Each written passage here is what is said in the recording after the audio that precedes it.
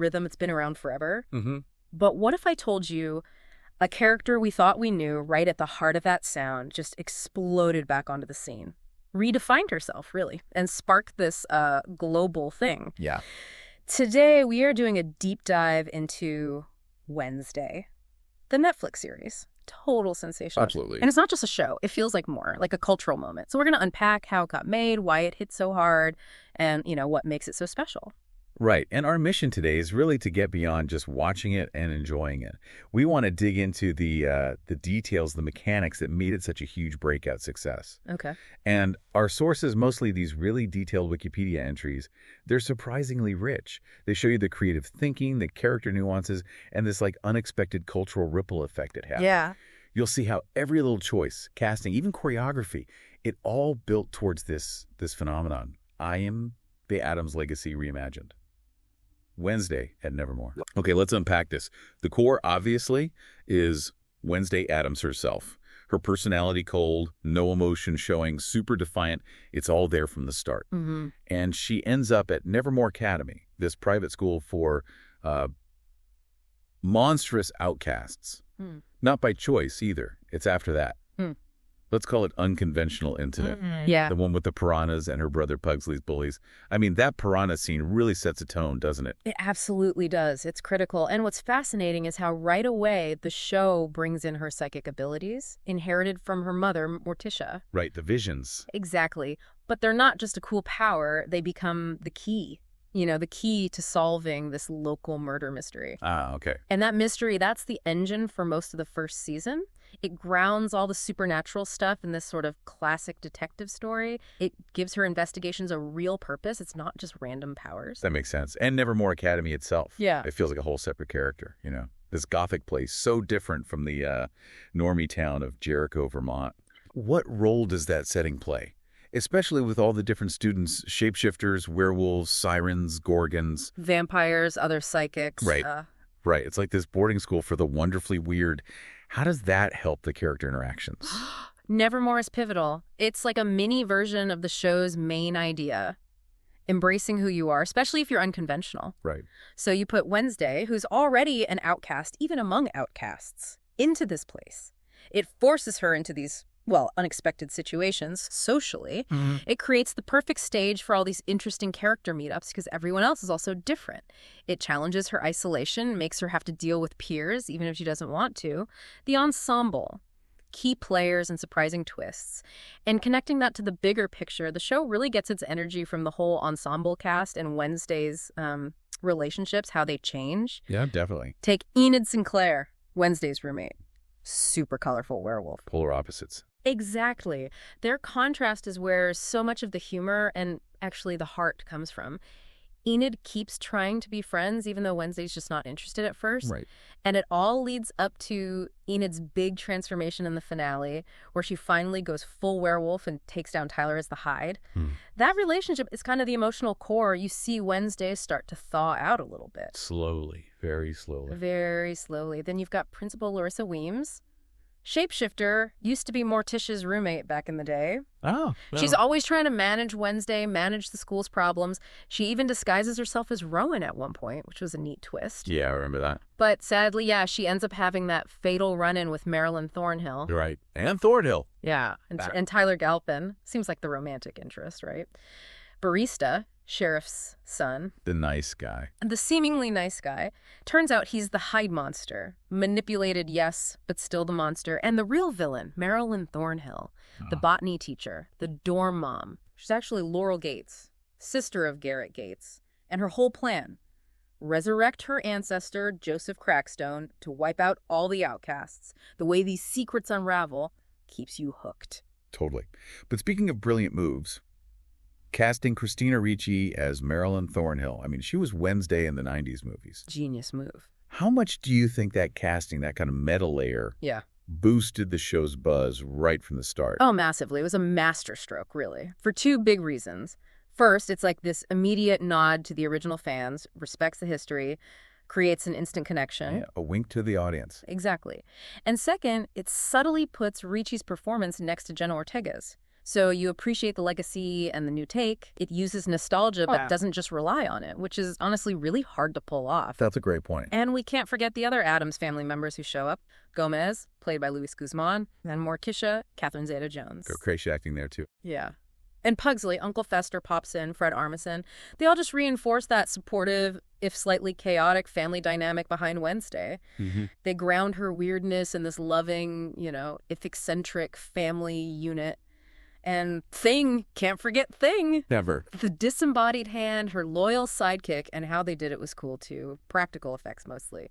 Romanian magician Victor Dorobantu in a blue chroma key suit. Wow, I didn't know that. Yeah, kept that classic Addams charm, 3, the visionary force, Tim Burton's influence and production challenges. So how did they give the show such a unique look and feel? You got to talk about Tim Burton, right? Yeah. His connection to the Addams family goes way back. He was apparently approached for the 91 movie. Right, and there was that canceled stop-motion project, too. Yeah.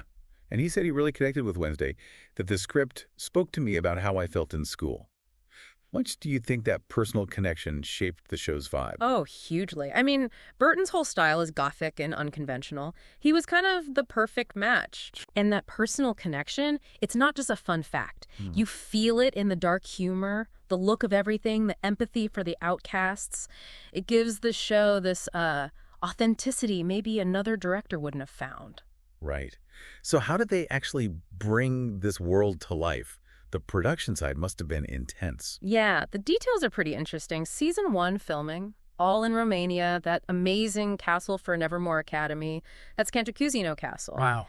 And get this, the entire town of Jericho. They built it at Buffy Studios.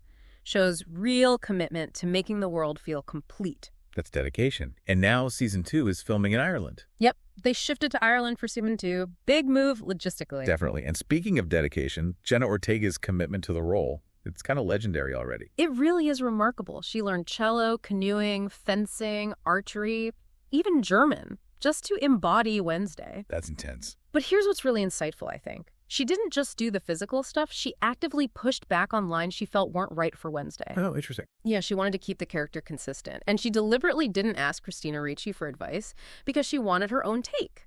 It's more than just dedication, It's like she became a co-creator of the character on screen, ensuring this authenticity that audiences who are maybe tired of the same old thing really responded to. Yeah, you can feel that ownership. Yeah. And you absolutely cannot talk about Wednesday or Jenna Ortega without the dance scene.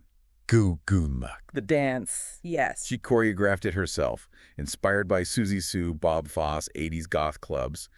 That alone tells you how deep she went into the character. How did one scene, choreographed by the actors, become such a massive cultural thing? It's amazing, isn't it? It just captured something about Sive, a cultural juggernaut, breaking records and trends, and connecting that to the bigger picture. Wednesday just exploded culturally, almost instantly.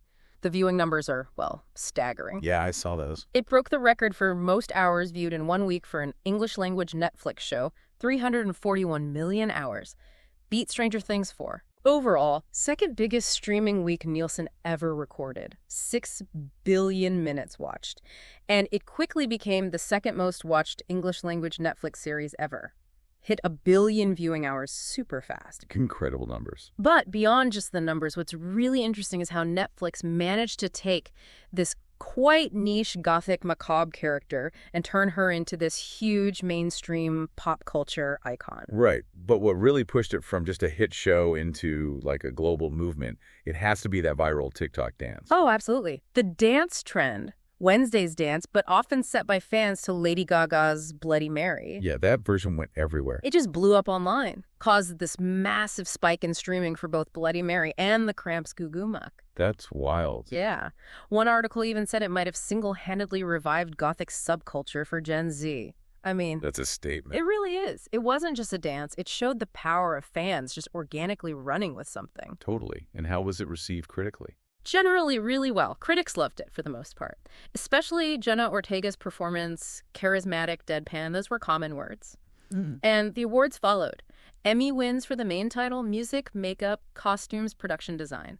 Plus, Golden Globe nominations, Kids' Choice wins, Saturn Awards. It really cemented its place, Showed the creative vision really landed. The future of Nevermore and beyond. So All this success, what's next for Wednesday?